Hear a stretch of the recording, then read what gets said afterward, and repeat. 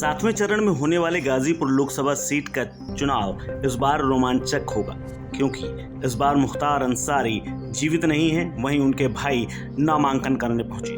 नामांकन में उनके साथ उनकी बेटी नुसरत अंसारी भी मौजूद रही। उन्होंने भी नामांकन भरा। दरअसल सपा से अफजाल अंसारी और उनकी बेटी नुसरत अंसारी ने अपने नाम से 4 सेट में नामांकन प्रपत्र दाखिल किया। अफजाल अंसारी नामांकन भरने पहुंचे तो उनके साथ बेटी भी थी।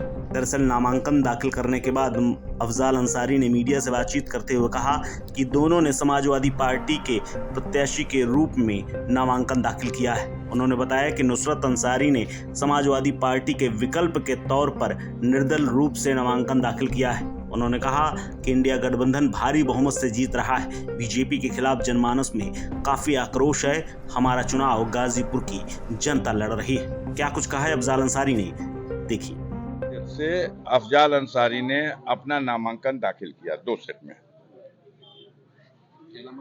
समाजवादी पार्टी के कैंडिडेट अफजाल अंसारी के सब्स्टिट्यूट कैंडिडेट की हैसियत से, जैसा कि निर्वाचन आयोग के नियमों में इसका प्राविधान है, पार्टी की तरफ से एबी फार्म अफजाल अंसारी को भी इश्यू हुआ है और पार्टी की तरफ से एबी फार्म नुसरत अंसारी के भी फॉर्म में लगा।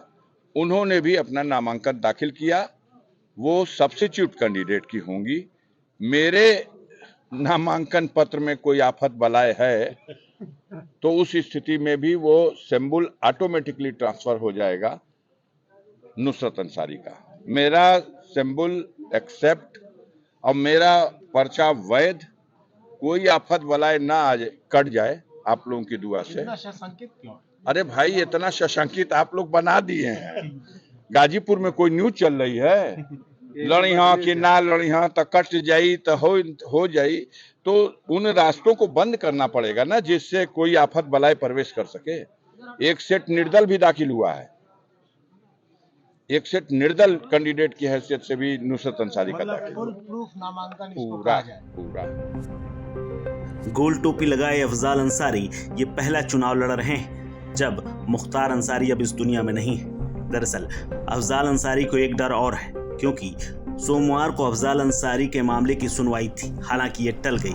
दरअसल ये मुकदमा पुराना है। इलाहाबाद हाईकोर्ट में मुकदमे में बहस के दौरान अधिवक्ता GS चतुर्वेदी, दयाशंकर मिश्र ने उनका पक्ष रखा।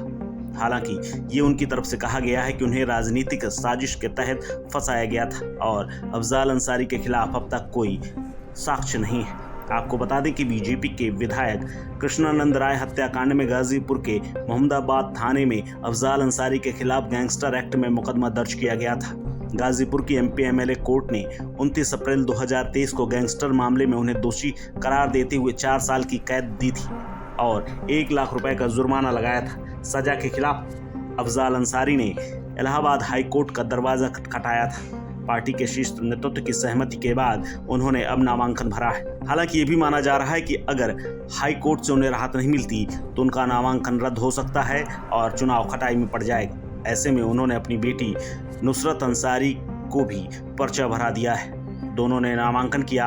हालांकि अफजाल अंसारी ने बीते दिनों ये दावा किया था कि 99.99% उनका मामला उनके पक्ष में आएगा। आपको बता दें कि गाजीपुर से अब तक बीजेपी और समाजवादी पार्टी के साथ बसपा के उम्मीदवारों ने भी पर्चा भर दिया है। चौथे दिन तक कुल 12 उम्मीदवारों की तरफ से नामांकन दाखिल किया जा चुका है। मंगलवार को नामांकन का अंतिम दिन है, जबकि ये प्रक्रिया 17 मई को संपन्न होगी।